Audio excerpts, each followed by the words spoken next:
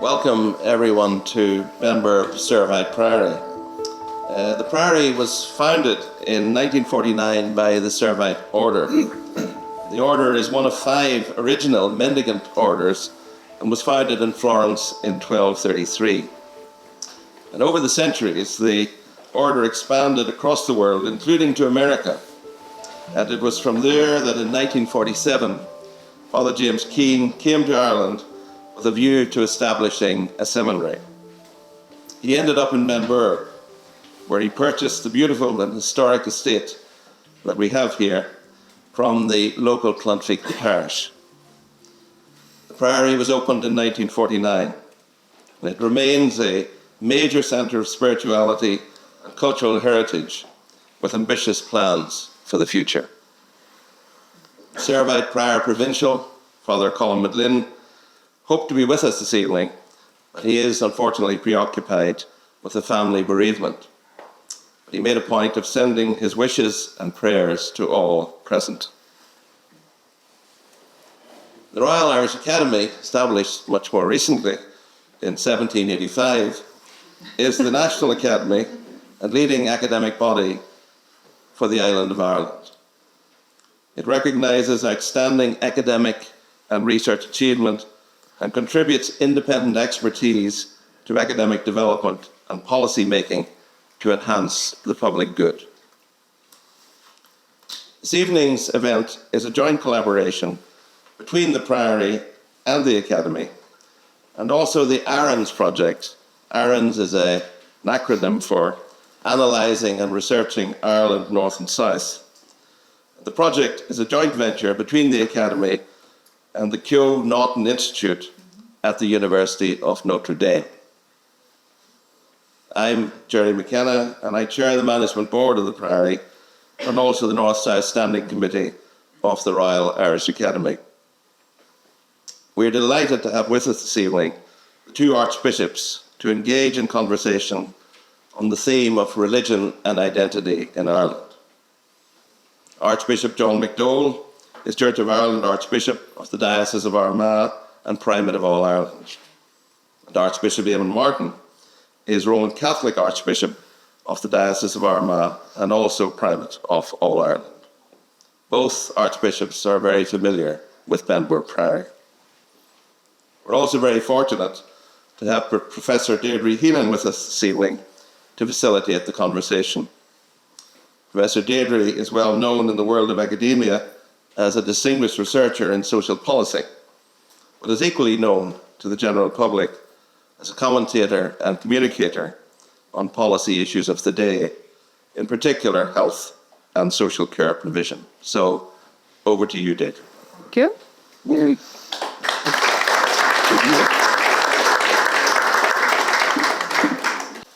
Good evening, everyone. And can I start by saying it is my absolute pleasure to be here. My first time ever in Benburb.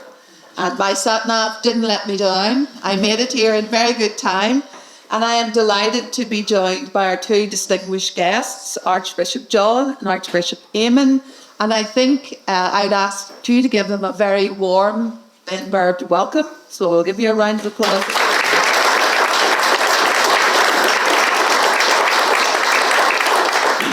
And as Professor McKenna has outlined, we will be exploring the way in which religion influences Irish identity, including political identity, how this has evolved, where we are now, and where we might be in the future as Ireland continues to evolve culturally, socially, and perhaps constitutionally. You'll all be relieved to know that this event is designed to be conversational and informal. And we want to let the conversation flow. So hopefully you will hear very little from me and quite a lot from our distinguished guests. And also at the end, we are going to allow time for some questions. So this conversation will take around an hour. Holding 2 men who speak for a living to a time, well, it may not be easy, but we will do our very best. And hopefully you will be thinking about questions or themes that you would like to further explore at the end of the conversation. And if you don't get a chance to have your questions answered, we will be going along for some refreshments and nibbles where you may be able to get your questions answered then.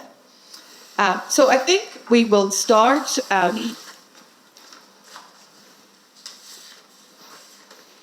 I start off by saying, I suppose, disentangling religion, community, society, culture and identity is complex and complicated. I never seem to get easy jobs. So I think we have to bear that in mind before we start. But both of our guests contributed to a book on identity called Being Irish. And I thought that might be a useful way to start our conversation and start asking you about your reflections for that book.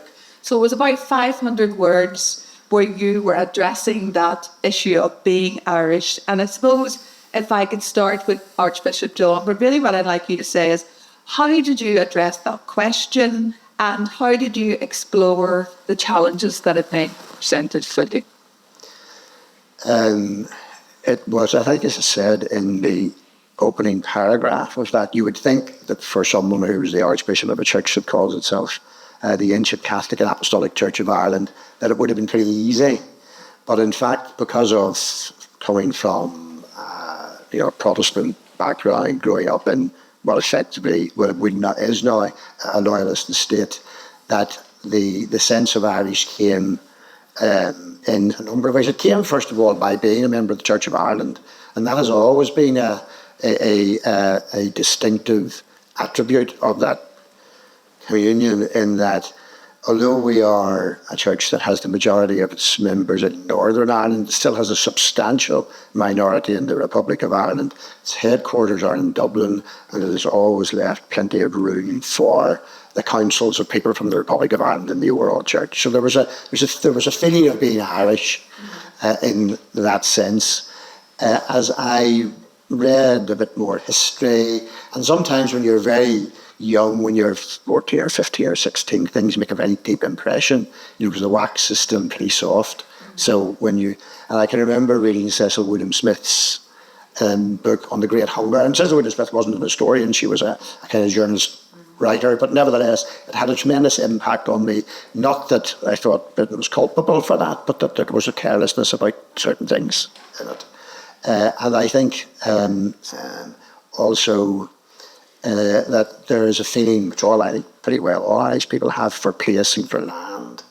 So for the land, for the literature, for the culture, for the myths of Ireland, they just had a fairly strong feeling.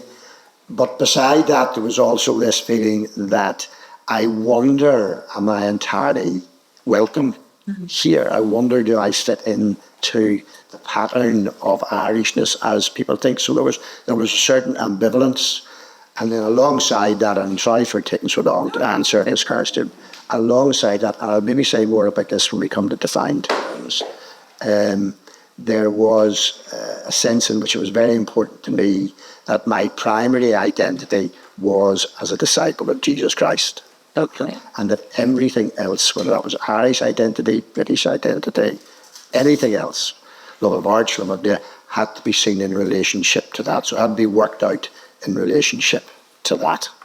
So that is the primary identity, and the rest is, I wouldn't quite say secondary, but certainly flows from that and has to be seen in relationship to it.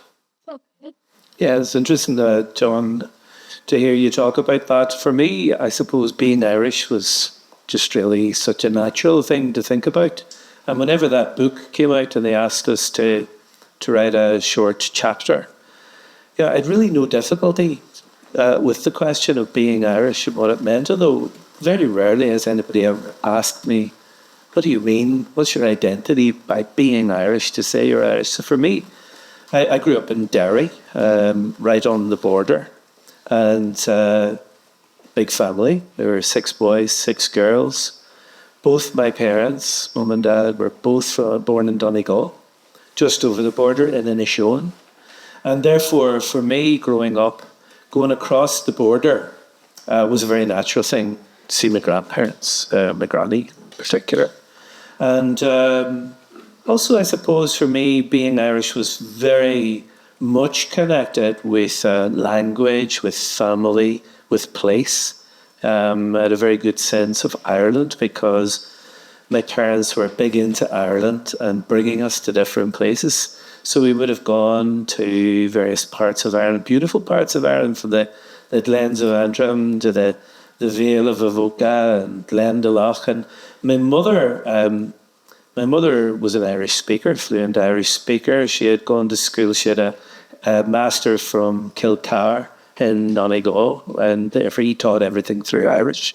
So the language was very much part of it. My mother loved to show us places, and indeed to bring us to holy places, to monastic set places like Glendalough, Munster, Boyce. So I had a sense of Ireland being connected with faith, family, with the land, with music, of course, and poetry, because one of the first things we did in Derry was you sang. You went to Fish Derricon, so you were doing poetry, music, Irish dance was very much part of the culture in which I grew up. So I think that it was really only whenever I got older and started to reflect on what that meant and began to make friends who were not Catholic, for example, through music, actually. That was how I got to know a lot of people who weren't Catholic, through playing in various ensembles and orchestras and bands and things like that.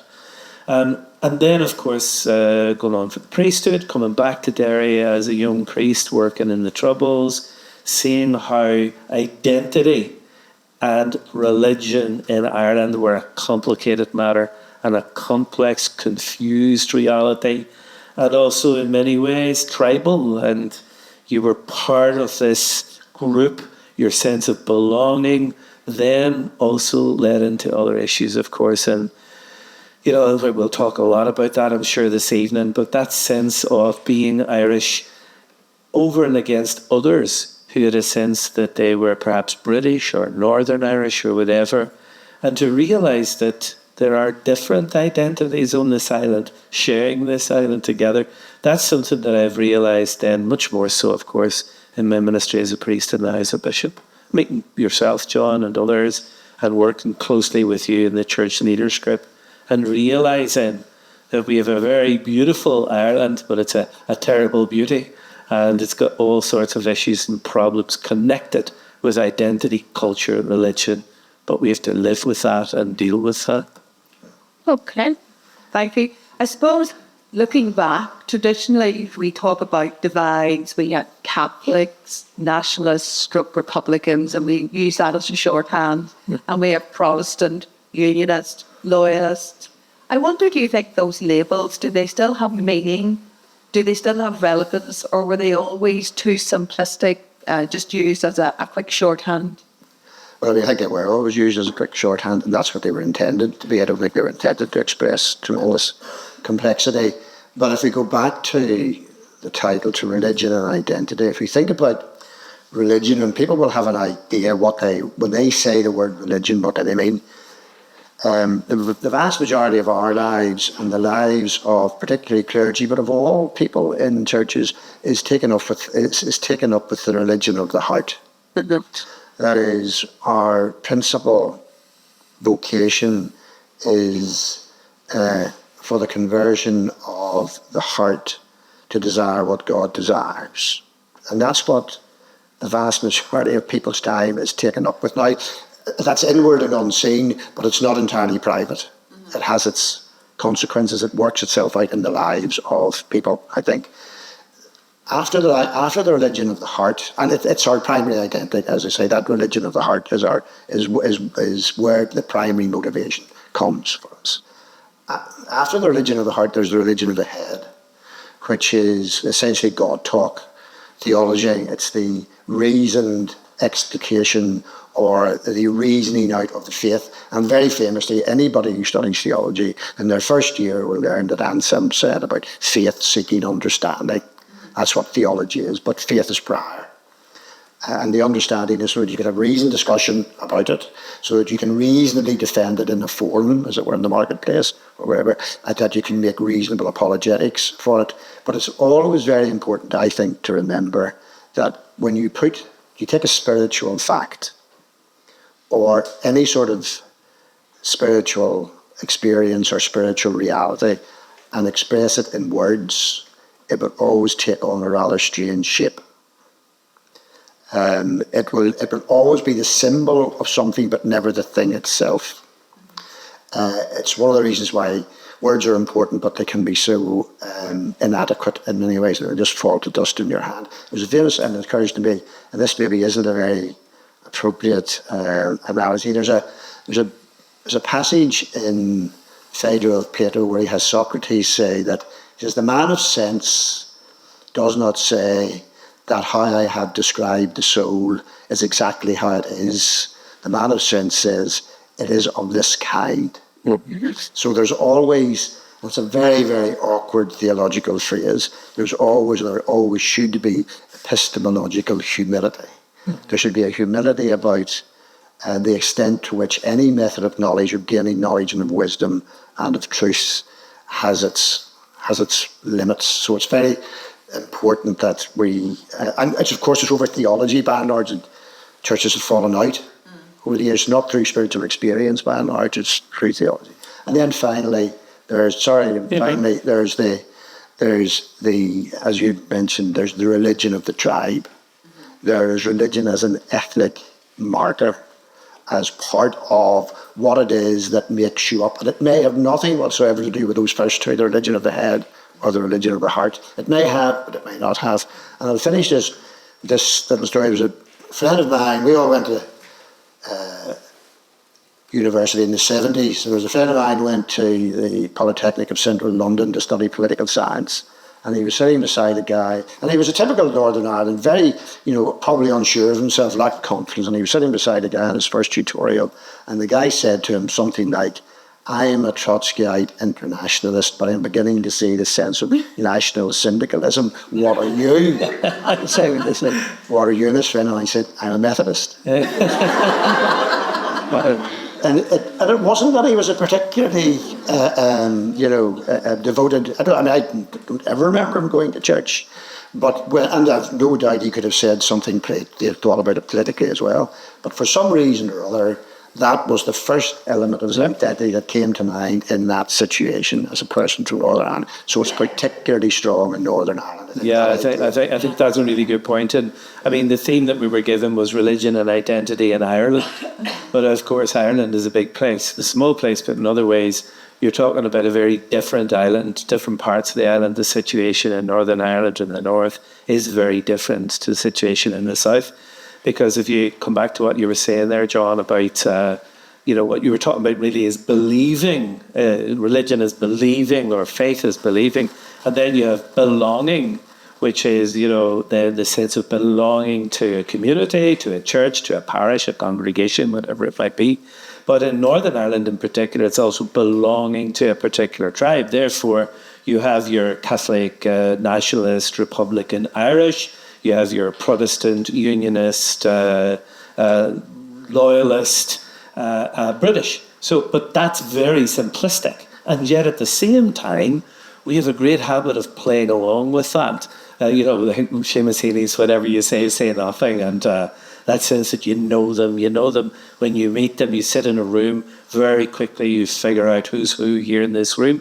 But that's peculiar, I think, to the north. I'm not so sure if that goes on in other parts of Ireland, but you go out to a gathering here, even a social gathering, and very quickly, as he says, you know them by their eyes. You kind of get to know, you figure out, because for some reason, and it is as somebody has coined that phrase of it's a stubborn belonging in the north. It resists, in some ways, it disappearing, even though we're in a completely different island now, sociologically, in terms of faith, religion, secularization, and yet at the same time, you have this sense of believing in one side and then belonging. So when people come to fill in their census form, they're asked to self-identify. And, the recent censuses north and south showed that people are still very strongly prepared to identify themselves with a particular tradition, be it Catholic, Protestant, or whatever. And in Northern Ireland, I suppose the questions are trying to direct us more to a sense of community belonging now, rather than a kind of confessional belonging. But I do think this is a very complicated, complex, and very long-standing issue. This has grown up not over 10, 25 years since the Good Friday Agreement, or even throughout the entire conflict, the Troubles. This goes back, way back. And, you know, like I think historically, you're back, well back into the time of the Act of Union and the issues that arose there, where particularly for Catholics, Catholicism and belonging and politics became very, very carefully bound up together. You know, with the struggle for emancipation, Daniel O'Connell, Parnell, all of those things that happened in the 19th century, over and against a Protestant identity. And that really was very much a people who felt in a certain sense under threat, but who grouped together, who belonged together in order to, you know, emancipate themselves. And I think that that is something that has persisted right down to today, although much less so in terms of I'm a Catholic, but I don't really go to Mass. Yeah. You know, that's kind of a thing, you know, but I'm a Catholic by identity or belonging, or I know who I am and I know, you know, what I am and why. But it's I don't know, it's very, very difficult to unravel. It's very complex, it's complicated, as you say, it's intertwined. I like your idea of us sitting in the north, sizing people up and deciding what we think they are.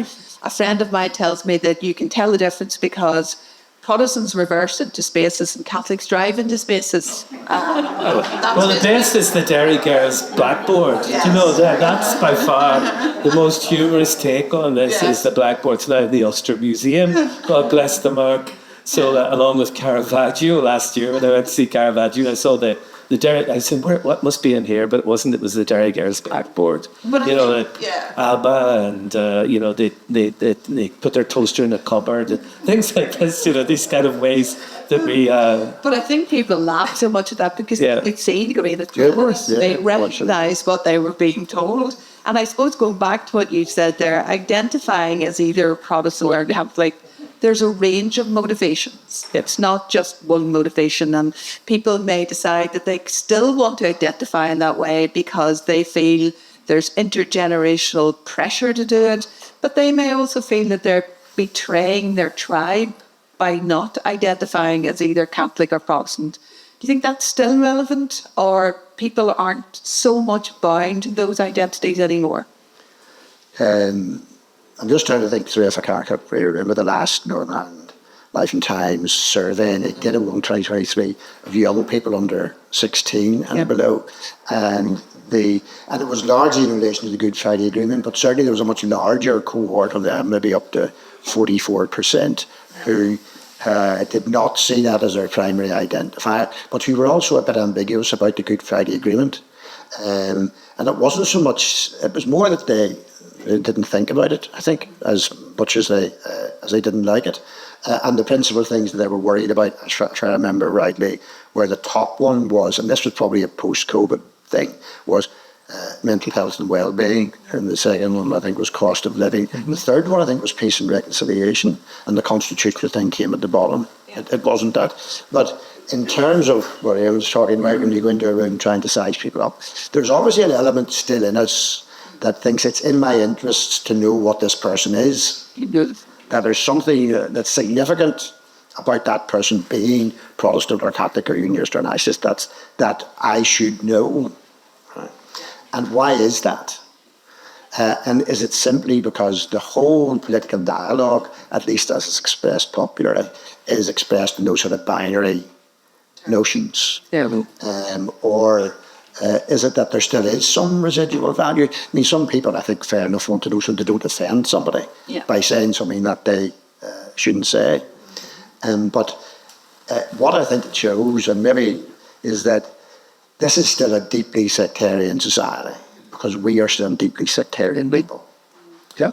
Because we don't have to go very far within ourselves to catch ourselves on doing something like that, or to catch ourselves doing something like that.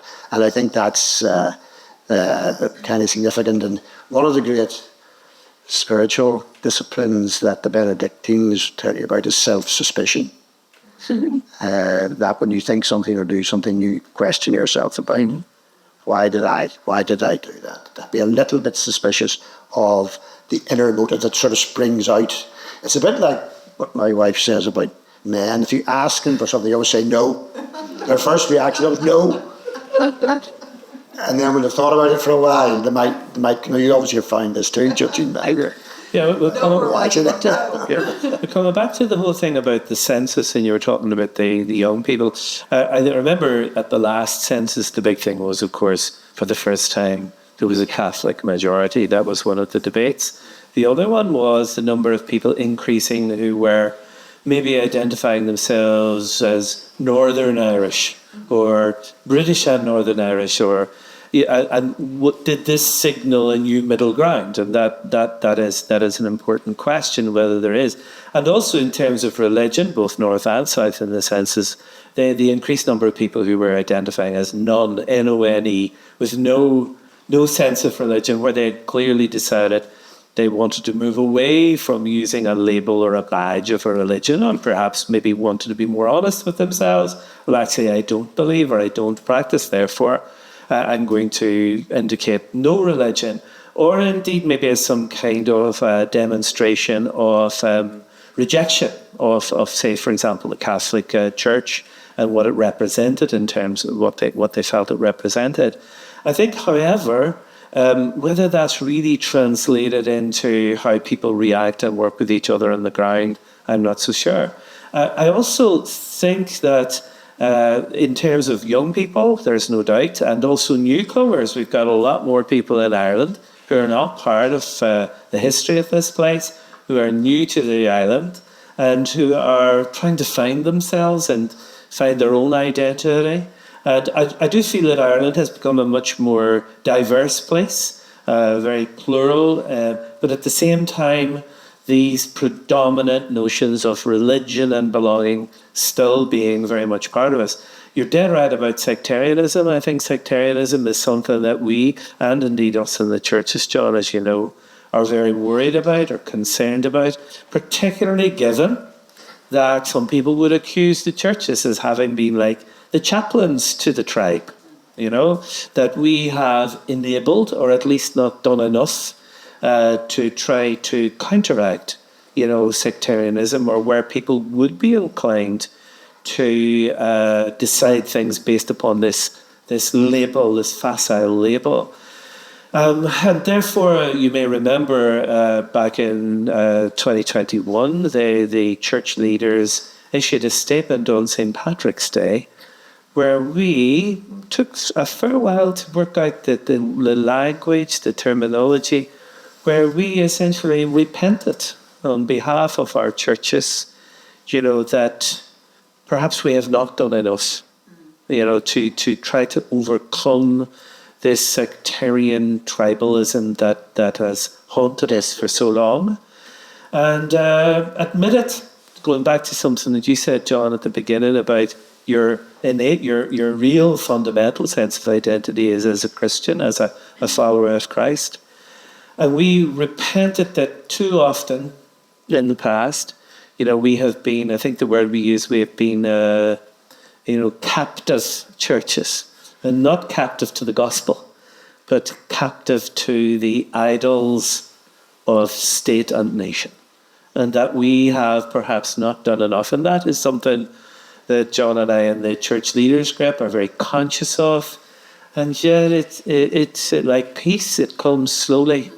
Then the kind of change and sense of a new identity or a shared identity for people of faith in Christ that supersedes any of these other tribal identities. But when you go back to the point you made about chaplains to the tribe, it has been suggested that during the Troubles, the Protestant churches felt under siege in a way that the Catholic Church didn't. Do you think that's a fair reflection?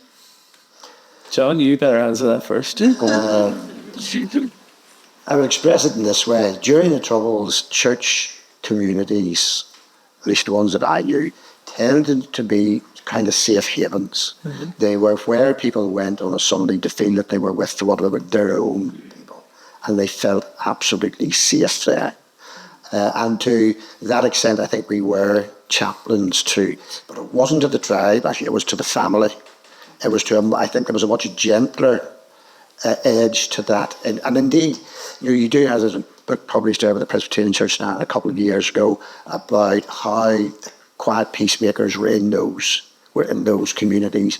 And, you know, all those people who were murdered terribly in the Troubles had to be buried, and by and large it was clergy and church communities that kept the temperature down, that, you know, made sure things weren't said that might have been said. But what happened after the Troubles is that, and the thing about families is families forgive. So if you have a family and somebody does something that's not quite right and you don't feel is good for them or good for the family, you forgive. Tribes never forgive. Tribes are for the protection of this tribal unit, and even the smallest transgression of it is seen as undermined. And I think perhaps oddly enough what happened after 1998 is we began to think like tribes again. We began to think that unless if we allow things to be chipped away, if we allow a little bit of our identity to be questioned, or if we allow some of our assumptions to be questioned, then the whole thing's going to come tumbling down. And that, I think, is one of the reasons. And I've always said this, that politicians can end wars, which is effectively what the Good Friday Agreement was. It ended a war. But it's civic society that makes peace. It's the groups of people and the little societies and the churches and others, businesses, trade unions, who build up this civic society again on something like a normal democratic basis. But it's very, very difficult if the superstructure is still binary. It's still requiring you to identify one way or the other. Yeah, but I think I think we might come back to that whole thing later about the Good Friday Agreement and the institutions that were put in place, and to what extent did they institutionalize a certain amount of sectarianism in terms of the makeup of the chamber and that sort of stuff. But going back to the actual Troubles themselves, you know, I do feel that the Catholic Church, well, in many ways this probably goes back to the foundation of the state here. The Catholic Church in many ways became a society within the society. And if you had a people who felt discriminated against, or in some ways that they weren't part of the northern statelet, then in some ways the church, the parish, the diocese became your kind of community, or your sense of belonging was to that. I do feel that over and against that, I think, or I had a sense growing up anyway, you know, I was a teenager during the 70s, and you know, you witnessed this to some extent. Then some of my friends who were non-Catholics, I got a sense that every time there was, let's say, an attack on the security forces, or the murder of someone, maybe they were in the RUC, or if they were a Protestant person in a sectarian, awful sectarian murders that took place then, it was seen as an attack on the Protestant, as not just an attack on the security forces, but because essentially the vast majority of people in the police, the UDR, the reserves, were Protestant. Those attacks by the IRA and other Republican groups on them were seen as an attack on their Protestant faith, and that wasn't helped, of course, by Paisleyism and continually reinforcing that. And then I think many members of the other Protestant traditions having to kind of ape that in some way or out-Paisley it. But I do genuinely feel, I'm thinking of one particular family, I don't want to name them, but I really felt that whenever their father was shot, he was a member of the RUC, they thought it was an attack on their faith. And then every funeral of a member of the security forces was very much, adding to that sense. The Catholics were the subversives. They were there to destroy. And in our own case, I think, in my own community, the Catholic Church, by nature of the fact that it had not only to bury our dead, as John has said there, but also to bury, in some cases, some Republican, activists and protagonists and combatants. That was seen as another example of why you Catholics, you're sympathetic to this. And it's very interesting, that despite the fact that the Catholic Church was hugely on record as condemning violence, the vast majority of church leaders, bishops, would have spoken out, not least, of course, here in Armagh. But I think that, a lot of commentators look back on that and say, yeah, but you didn't really do much to stop it. John Brewer and other writers who accuse the churches of some sort of what's the term? Ineffectual speechifying, he said. You're just condemning, but you weren't active. Even though, as Archbishop John says, a lot of our priests, they were dealing with the aftermath of horrendous attacks, as were ministers in other traditions. They were literally trying to keep the lid in their communities on some sort of civility and trying to teach the gospel and calm people and preach love and reconciliation at a time when really that was very difficult. There are lots of examples of individuals which we can talk about later. But I do feel that the troubles really, I think, in some ways consolidated this sense of Catholic Catholic nationalist. In many cases, I would have thought myself still do think of myself as a Catholic nationalist. And I think Protestant Unionist likewise, I'm not sure. No, well, I've never told anybody what way I vote. Because I think it's important for me anyway that, and I've always said this particularly about church leaders, whilst the vast majority, there's no doubt the vast majority of Church of Ireland people in Northern Ireland will vote unionist and are unionist, but I don't lead them as a political leader. They have plenty of other people who are well paid to lead them in that political sense. That's not for me to do, and I just think it's just not for me to parade the political allegiance of Church of Ireland people for whatever reasons. I'm there as someone who with them is on this journey to try to convert the heart to desire what God desires or what God desires in terms of any social structure or any political entity. What he desires is justice. Justice is the expression of love in a society. I think we'll come back to justice, but it's interesting when you talk about political allegiances and how you direct people. I might have imagined that perhaps some of the congregation would come to you and say, given the changes in society, given the moves that we have had in terms of equal marriage and changes in terms of abortion, that some of the people will be coming saying, who should I vote for? Who represents what I believe? Is there someone here that fits what I believe, or do you not have that experience that people wouldn't come and say, I feel concerned, I feel there's no one here that I can have a political home with? To some degree, it was probably better to answer that. I have never told anybody, in a sense, how to order their conscience in a way. Occasionally people would come and say, I'd like to talk something through with you. Yeah. And you can say, look, that is the teaching of the church, but it's up to you to inform yourself and to see whether you agree with it or not. And certainly, for instance, at election times, we would simply encourage people to inform their consciences, to inform their minds, and to vote. But we never, ever really go beyond that. No, we never would do, simply wouldn't do that. Yeah, I think if I reflect back, say, in the time that I've been a bishop, and involved in actually crafting and helping to determine what would go into our pre-election statements. The Irish bishops in both North and South, election statements tend to be issues-based. So, of course, you take issues like protection of life, issues to do with housing, homelessness, issues which are very relevant to, say, Catholic social teaching or Christian social teaching, and you try to speak into those issues.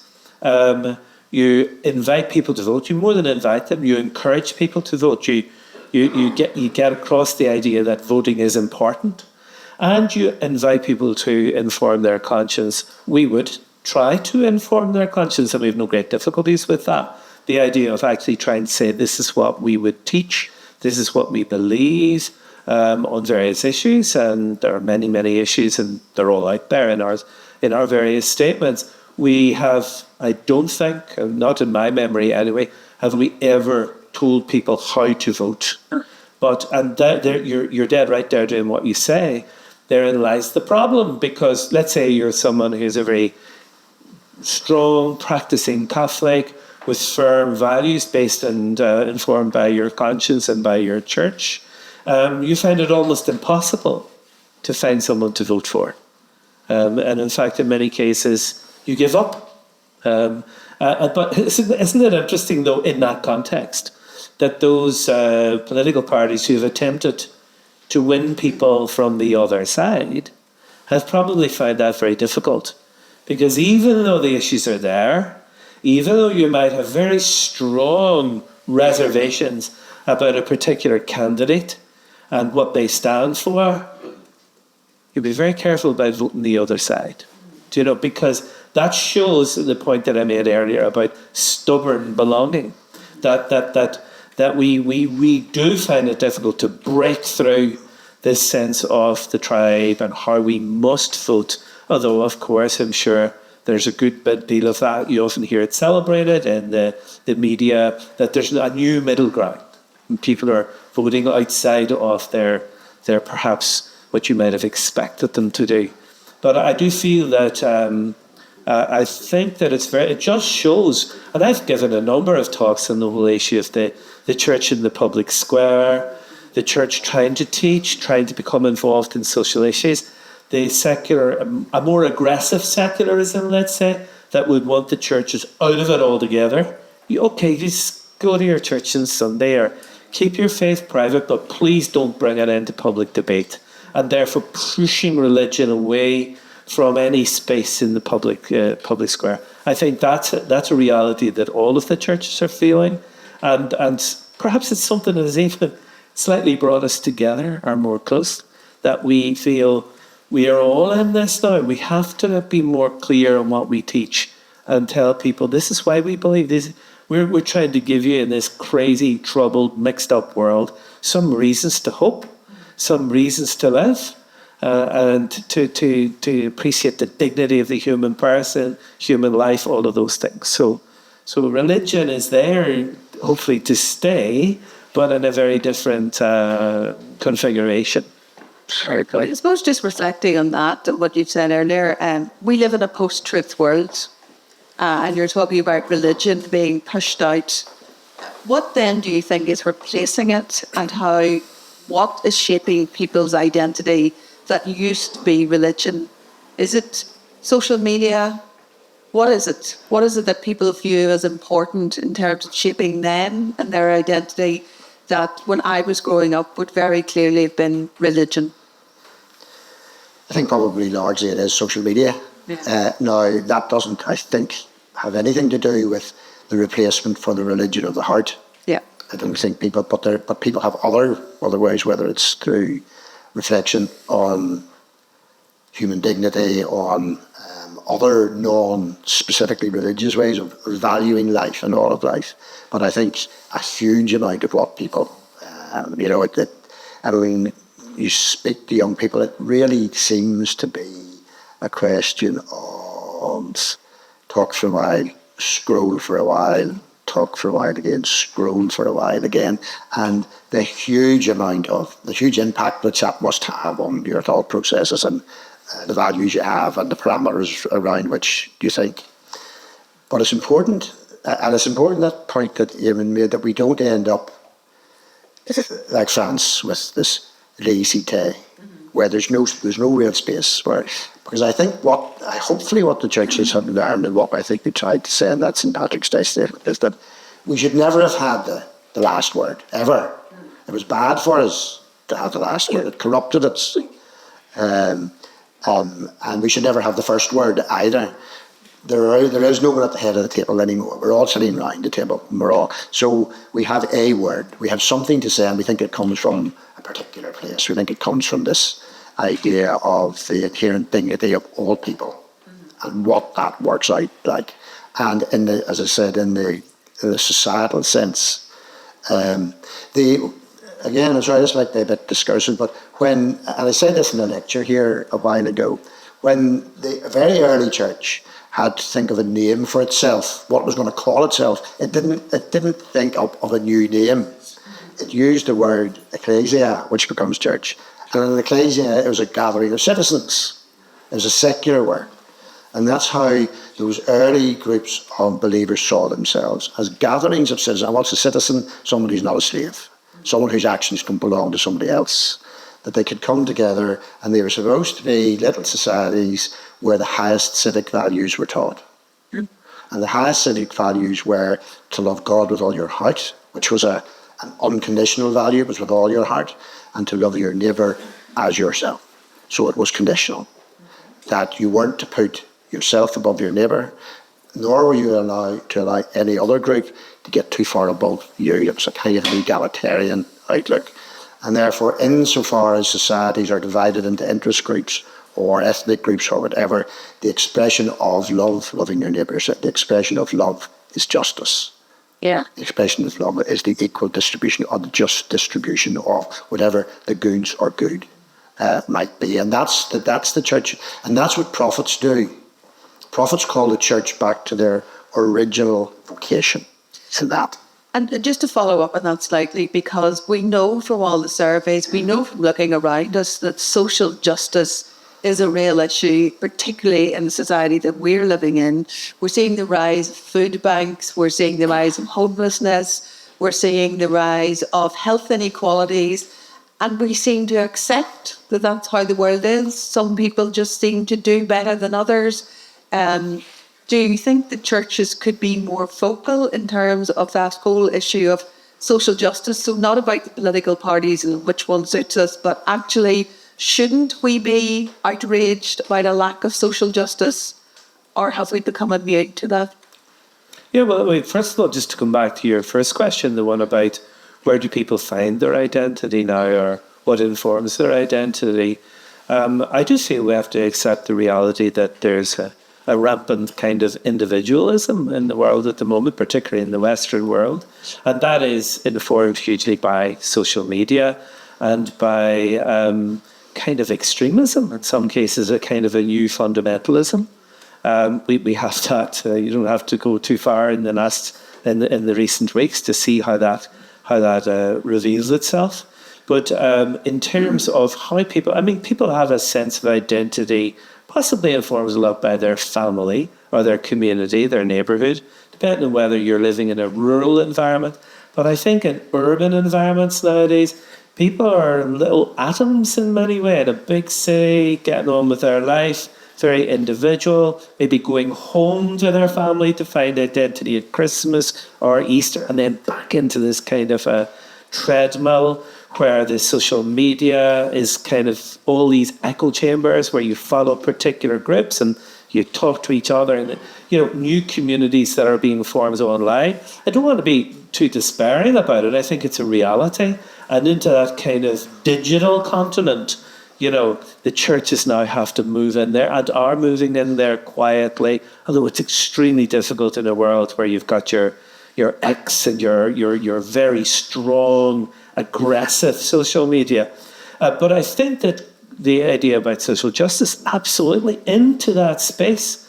We have to go out onto the new missionary is to go out into the digital highways in some way, to be in those spaces and to bring the message of social justice. And there are so many. I think we're at the moment in our own tradition, we're following closely Pope Francis's illness at the moment. But he has made it so clear from the very beginning of his pontificate that he was going to be like St. Francis. So the big themes were going to be peace. And he has been absolutely categorically against war.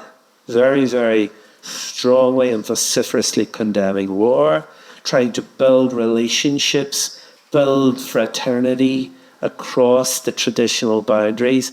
And then the poor, migrants, the environment, the earth, these are big themes of social justice and, Catholic social teaching, Christian social teaching. And it's interesting that in doing so, he's appealing to all people of goodwill. So much so that your man Sadiq Khan said, that Pope Francis has been not just a leader for Catholics, but he's been a leader for all Christians. And in fact, he's been a leader for all people of goodwill.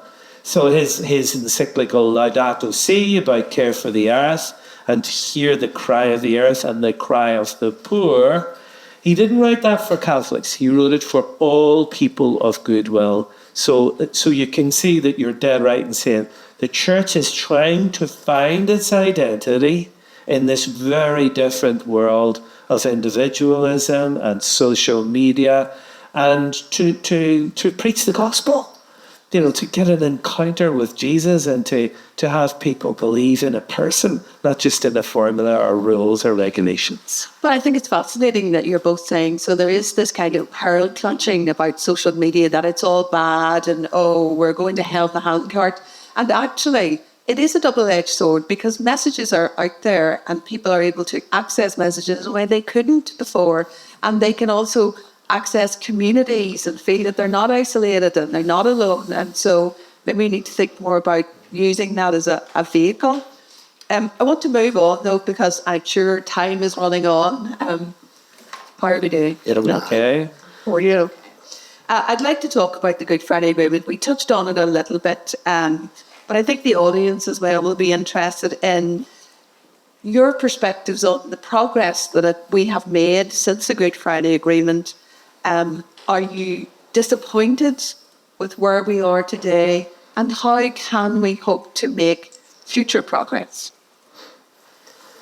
Well, I mean, I don't think anybody can be extraordinarily jubilant about the progress that has been made in society. I mean, they've stopped killing one another. Parties can work together in government on and off. But the fact that it's on and off all the time obviously points to some fundamental weakness. It hasn't been reviewed at all, really. There hasn't been any proper review of it for all of those years. And there's always a reason why not to, because you have to get people back in the government before you can review, because whatever it happens to be. But it's very clear, and also from that youth response in the NILT survey, it's very clear that it needs to be reviewed and revised. And in a sense, I mean, I noticed at the weekend Andy Pollock had published a piece about revising the civic forum again, and I think there is a value in that, because, as I said earlier, I think that's where the life of a place comes from. Antecedent to every electoral democracy, there's a healthy society underneath. You need that first before you can have a healthy electoral political democracy, and that's where I think the emphasis now needs to go. It's a very difficult thing, because, and this wasn't the fault of the two parties who are in power at the moment particularly, it was the fault of all parties that when politicians got power back into their hands after 1998, they weren't that keen to share it out. They weren't that keen that other people should maybe make things even more complicated than they already were. But I think there is, you're involved in civic society groups. I'm involved in civic society groups around Brexit, which were at the time. And the amount of, and the thing about civic society groups that always strikes me is that the people on it are competent. They know the subjects about which they're speaking. They know how they fit into the broader mix, therefore, what's possible and what's not possible. They're not impossibilists. They're not stuck in a particular groove of thinking. And they have an enormous amount to contribute to policy making. So that policy isn't just what can be cobbled together as a compromise, that it's actually really properly informed by the people who know something about it. So I think those are areas that really do need to be looked at. Yeah, I think there's something you said earlier, John, about the fact that the Good Friday Agreement wasn't an end. It wasn't intended to end something. It was intended to begin something. And certainly last year, it was 2 years ago when we were marking the 25th anniversary of the Good Friday Agreement, I think a lot of us kind of revisited the text of the agreement. And there is no doubt that it was intended really to be a kind of a manifesto for the next decades. In this context, of course, one of the big things was the whole recognition of identities, legitimate identities. You could be Irish and live in Northern Ireland. You could be British and live in Northern Ireland. You can and you should be able to self-identify in these ways and be respected, not discriminated against on account of it. I think the early years following it, of course, where we're caught up with trying to get the DUP on board. Do you remember that? Decommissioning, the whole issue of policing, the whole issue of prisoners. And there is no doubt that there were huge strides forward and a lot of work put into that. And I think those early years really gave a sense of confidence that things might happen. I do feel that the unionist community never really believed it was their agreement. I think the nationalist community felt that this was something. And I think that another big issue for us was that we could see our identity, our shared identity, in a European context. And you mentioned Brexit there, John. I think the joint belonging to Europe, and I think back at home in Derry, John Hume and the sort of things that he kept saying about, listen, our identity is bigger than the border or whatever. And we had that shared. We had politicians from north and south meeting up in Brussels and talking and meeting together. We had the North-South Ministerial Council. We had the East-West arrangements. There was a lot of structures put in place which gradually were allowed, sadly, were allowed to drop. And instead we got back into our corners, and it was almost as if once these big issues were there, so now we go back to the way, and the old identities became the flags, the emblems. I mean, come on, we've never been able to sort some of these very obvious things out. So I think that was the sense. There was a great sense of optimism, and I think then once people started opting out and collapsing the assembly, and that became a sort of a self-fulfilling prophecy. It was going to happen every few years. I think the stop, start, none of that helped us. But I do feel that we should still look back and say, thanks be to God, we do not have people being slaughtered on our streets. We don't have military presence on our streets. We have, peace, thank God. We've a lot of work to do in the reconciliation piece. We've never successfully tackled the legacy piece. So there are these issues, big issues that we haven't worked on, and we recognise it. And so I think that there's still that huge job of work to do, and the churches have a part to play. And do you think it's fair to say then that we won't be able to move forward in a way that maybe we imagined we could have until we addressed those two big issues, and you mentioned it earlier, sectarianism and legacy? They seep into our current conversations, they dominate our current conversations. And is there a role for the churches in terms of saying, we want to take this on, or we have a leadership role here? Or is it that you feel, as you said earlier, they won't have the first word, they won't have the last word, but they could have the middle words to say, we need to do better? We have spoken on all of those issues, on legacy particularly, but it's not going to be solved by a commission. It's not going to be solved, and it was one of those unfortunate things. There were a lot of high hopes when the Labour government was elected, and the prior talk was of repeal and reform. Well, in fact, what happened was it was repeal and keep. And that disillusioned a lot of people, and I think that disillusion is going to be very hard to clear out of the way. But those are important issues. But I think in a way, reconciliation is almost not a thing in itself. Reconciliation happens when other things are in place, and they come together to create a much more harmonious society. So it's working on those other things to do with the economy, to do with employment, to do with, to some degree, community relations, but which are, I think, probably better than they have been before. Even when Eamon was talking about the attitudes of, say, Unionists and Protestants during the Troubles, you find that being expressed by some political representatives, but you didn't really find it on the communities and in the bar. People, I think, understood one another more. And I'm sorry, this isn't answering your question, it's going back even further. For those of us who were born in the 50s, and it may be slightly over. That's you, John. That's great. Looking back, there was a moment of promise there. There was a time when something could have happened which didn't happen. I think there's another moment of promise now, if particularly civic society is allowed to contribute what it really can contribute to the building up of, for want of a better word, that big sort of political side, the demos.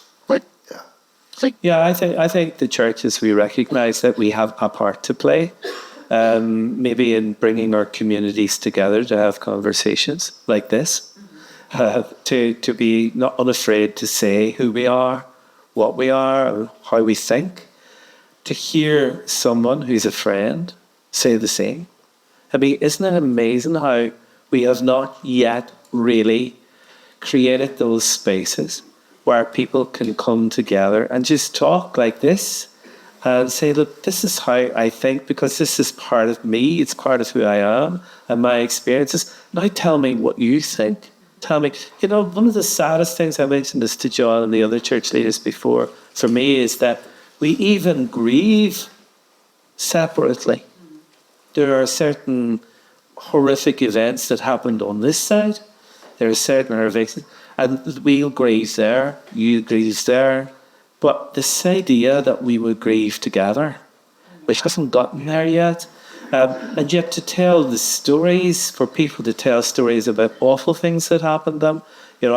I'm involved a bit with the groups, the disappeared families, and just to hear them tell their stories. And one of the amazing things about the disappeared families is that even those families who have found their loved ones and been able to give them a proper Christian burial, they still meet up together every year to support the other families. And I just wonder if that could have happened and could happen a little bit more. And I think the churches can bring people together. In the last times the assembly fell, we brought the politicians together. And it was frightening, actually. There was a particular moment where we were sitting, politicians were with us, and I just felt so sad because the politicians were saying they hadn't been in the same room for months. Was it the time before the last one? Yeah, it was the time before the last, and it was a really moving time, and the politicians were happy to chat together and to have the churches were a safe group to bring them together. And I think that we could do that. We did the same with business people. Do you remember that, Joe? And the community leaders, to try to play our part. We're not going to solve this, but we have a part to play. And reconciliation is often just about hearing the other person's story and legitimizing their story. That story. It's not wrong. Mine isn't the only story. I've heard your story, and by empathizing with you in this story, I've changed. And we talk about sharing this island and sharing this part of the world, and yet we don't do enough of that. We avoid the topics. Whatever you say nothing. Yeah. And we avoid a lot of the difficult topics, and these are difficult to talk about, and they need mediation, and I think there's room for putting in place good mediation services for people just to come together and talk. And it is interesting because a lot of our politicians, a lot of our civic society use that word reconciliation. We can't move forward until we have reconciliation. And even your reflections say, well, it's not a thing. It's dependent on other things. And maybe we need to think about those other things as opposed to getting ourselves tied up in knots about what does reconciliation mean? What will it look like? How will we know it if we see it? Well, it's one of those, it's a big word. It's a big word in the New Testament. And it has particular connotations in the New Testament. In fact, it's so big and so difficult that it had to be given as a gift. That God had to give it to us as a gift. It was impossible for us to achieve ourselves. But reconciliation in the civic sense or in the political sense is a different thing altogether. And the thing, it's very important, I think, what Eamon has said about the conversations, about I don't mean necessarily in a room being televised, but the private conversations. And again, I've always said this, that in terms of the reconciliation of society in Northern Ireland, all your victories will be in private. There'll be little quiet conversations where someone moves a little bit or someone feels something that they haven't felt before, and all your humiliations will be in public. Because you'll be trying your best to do this, and you'll get some smart aleck commentator saying, sure, they're naive, what would they know? Yeah. You know, and you have to be prepared. Yeah, and I think we need take that. to support our politicians as well in taking courageous steps. I mean, our politicians, whatever people think about politicians, they have staked their career on serving, and yet sometimes we don't give them permission to move into these spaces. You know, they compete with each other for the more unionist, the more nationalist, the more Republican, the more loyalist, and really they retreat into corners, eyeballing each other rather than filling these spaces. And I'm not blaming them. It's because of us. We don't allow them or permit them to be engaged in this manner. And I do feel that some of the gestures are good, you know, to see the First and Deputy First Minister going together to events, being together. John and I try to do a lot of that if we can. In fact, we often do things together rather than do them separately. You know, we look for opportunities to go to places to speak together, because we think it's important to model that. And I think there is some of that happening. And when it happens, we have to encourage it rather than slap it down. And that's where we all come in to the building of reconciliation. Reconciliation, and the Christian says, reconciliation is painful. It demands sacrifice. I mean, the great act of reconciliation for us is the cross of our Lord Jesus Christ. And it was painful, but it won for us our salvation. And I think sometimes people think reconciliation is me winning over you rather than both of us, you know, saying sorry. How many times have we genuinely said sorry and sought forgiveness? And I've often said to people that sometimes reconciliation will mean people who did awful things saying, I'm sorry. You know, whereas we feel a compulsion to legitimize what we did, you know, and say it was right, we had to do it and we would do it again. And yet, when you see, look what's happening in Oma at the moment, when you have these families who for years have not been able to tell their story. And, you know, we switch it on and watch it on the news. But how much can we allow that sort of thing to change us? Reconciliation means changing, dare I say it, some amount of compromise, accepting our faults, you know, in order to move on. Then changing the narrative as well. We talked a little bit about the past. We've talked about where we are in terms of the Good Friday Agreement, our political processes. I suppose it might be nice to end our conversation around the future, and there is much conversation around constitutional change. Depending on who you listen to, it's just over the horizon, or in fact it's as long off as anything else we can imagine. But there is interest, and it would be interesting to hear your reflections on what would your role be in terms of those conversations around constitutional change. And I know it's different in the north than in the south. Maybe we are a little bit more obsessed with it than our neighbours who don't think about it in the way that we think about it. But reflecting on, how would you be part of that conversation? Could you encourage people to be part of a conversation?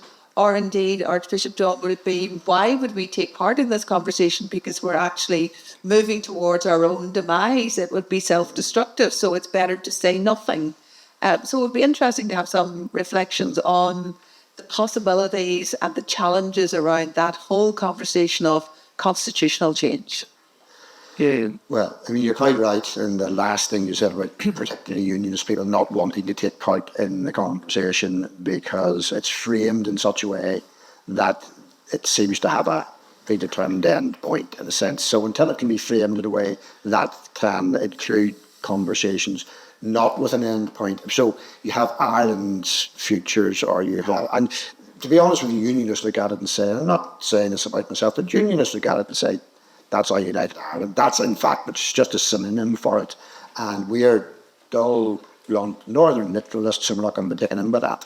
And we don't want to be kind of insulted by it, but rather that the conversation was about how. So, and I think that is how many people see it. From speaking from a purely, and it would be very difficult to persuade, but I think difficult to persuade people to take part in that conversation. And for unionists, the additional problem is that there's no trust whatsoever, and it's maybe not, this is a state secret, there's no trust whatsoever in the British government either. Because, you know, historically speaking, when the British government and the Irish government get together, they're not getting together to safeguard the union, by and large. And that's how it's seen by. So that's now, in terms of a border poll, which people, I mean, I that's not about the problem for me personally, provided somebody tells me what it is I'm voting for. Provided there's some flesh in the bones of what it is I'm voting for. And again, there was a very interesting that piece that Andy Pollock wrote about there should be, I think he said, there should be 2 questions, not one, but with the order statement. So, so those are, but I think there's no prospect whatsoever of the unionist political leaders or unionist community getting involved in that conversation until it's reframed just to do about people's well-being in the future. And just to follow up that, do you think that that is likely, that that reframing is going to happen in the near future, that people are going to say, we can't say this is inevitable. What we know is change is inevitable, but unity might not be inevitable, and therefore we welcome unionists being part of this conversation and shaping that change? Or is that just a pipe dream? Well, until people feel a bit more comfortable that it's not some kind of a Trojan horse. But I think there are ways of saying this is about the well-being. I mean, we go back to that NILT survey of under 16-year-olds and under, where their principal concerns were about, for want of a better word, ordinary bread and butter things. If it can be reframed in that way and not have be all this big town hall events that make it look as though it's, you know, like Home Rule Valley is 1892, which is what it can look like. Yeah, I think this is particularly difficult, I think. You know, I talk to my brothers and sisters in the other churches. I think it's extremely difficult for unionists at the moment to participate in the conversation. I regret that, because I think this is a conversation we need to have. It is important to say, of course, that all of the Christian churches in Ireland are already all island churches. You know, the Church of Ireland is the Catholic Church, the Methodists, the Presbyterians. They are all island churches. They don't have a border because we were around before the border, a long time before the border. So, for example, both John and I are in dioceses where a substantial portion of our parishes is in the south. You know, so we've one famous parish here which straddles the border, a parish straddling the border. So it was very interesting during COVID. If the restrictions in the south were worse than the north, they just moved everything to that church. But it's a good example to realise that for us, you know, we don't think that way. I mean, see, we're way back, John has quoted this before about Diognetus, this idea. Like, we are dual citizens, not of north and south, but citizens of heaven and citizens of this earth. And in some ways, therefore, the border constitution it's not irrelevant to us. It's very important to our people, to their well-being. What do people want? I think that conversation is really important. And for the churches, it is, well, where do we see ourselves in 10, 20 years' time? You know, what kind of Ireland are we talking about here? What are the values? What are the ethics? You know, what is it going to offer our people, or is it just some kind of a competition? You know, what's our vision for a new Ireland? And why would someone want to be in it? Catholic or Protestant or Unionist or Nationalist? How are we going to respect the identity of a very large number of people who are not minded to be part of an all-Ireland or a united Ireland? What does it mean to be truly united? where does religion... I mean, remember that President Higgins had a whole series of discussions about 10 years ago on ethics and what would be the ethical foundations of a new Ireland or Ireland as it is today. So I think there are big questions. I would dearly love to be able to have these conversations along with the other churches. Even within the Catholic Church, we haven't yet got ourselves into this place of discussing what we think it would look like. We haven't yet got ourselves asking, how do we get anyone who lives south of the line between Donegal and Sligo to be even interested in this conversation? Because, you know, there are a lot of people further south you go and say, look, that's that northern crowd again, you know. So how do we motivate the people on this island to really talk about our vision for the future? There are huge blocks happening in the world at the moment. We can see the plates shifting, you know, and in the middle of all that, we're a very tiny place, and yet this is our home. And what we want to do is have a place where people can feel safe, where they feel a belonging, where they feel their identity, they can celebrate their county or whatever it might be, and feel for their families that there's a future for their children which won't be completely saturated by drugs and violence and aggression in the streets. These are the big questions. And I do feel there's a lot of work to be done in these questions. Politically, that's for politicians to discuss, but I think the churches can help with the big conversations. And as someone who's in social policy, I'm delighted to hear you both saying that it really is, in the end, about the bread and butter issues. It's about education, employment, future for your children, health policy, etc. We have covered quite a lot, I think, and we've kept the momentum going. Ladies and gentlemen, will you join me in thanking our speakers for a motivating, informative, insightful conversation, and hopefully we will get a part two, and then join us hopefully for tea and refreshments afterwards. So thank you.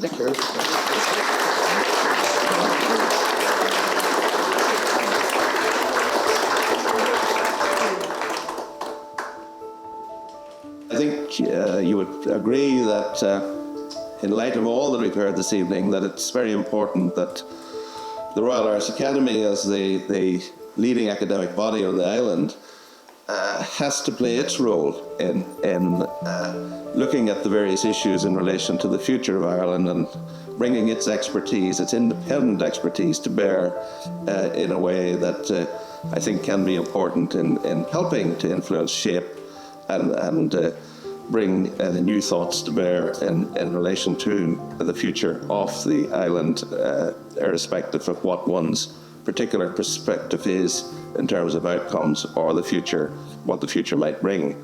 And that brings us to the ARINS project, which you mentioned earlier, and ARINS is co-sponsoring this event. The ARINS project, analysing and researching Ireland North and South, is, and I think it's important to say this, a non-partisan, evidence-based research initiative that enables academics, practitioners and policymakers to explore questions and policy options for the island of Ireland, Northern Ireland and the Irish Republic. And it seeks to engage recognised experts across the spectrum of disciplines with different perspectives, different points of views, and invites contributions in the form of academic papers, blog posts and proposals for partnerships. It is a research collaboration between the Keogh Naughton Institute of the University of Notre Dame and the Academy. And through this partnership, we hope to plan, support and communicate a wide-ranging programme of rigorous, non-partisan and independent research about the future of the island of Ireland. I think that's extremely important. It does not seek to promote any agenda or any preferred outcome or outcomes for the future. But it does seek to support respectful and informed debate among politicians, within the media and civil society, and among the general public, So it's designed not to threaten anyone, but it's to allow participation as fully as possible. It's already published a wealth of information on issues such as economics, social issues, environmental issues, cultural, educational issues, and political and constitutional and legal issues. So it is, I think, an important project going forward. And again, we bring the independence of the Academy, and as I say, without any particular objective or political outcome or perspective in mind. And I think you would agree that it is an obligation of the Academy to drive things like this forward. And tonight's contribution between the two archbishops is a major contribution to that pool of knowledge and understanding. And I think it's extremely important that we've had this event this evening, and hopefully we'll have more.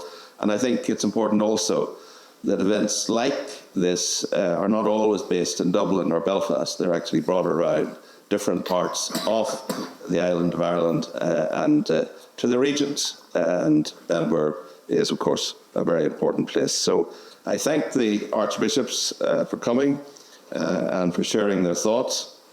I thank Professor Deirdre for her excellent facilitation of the conversation. And I thank all of you for attending.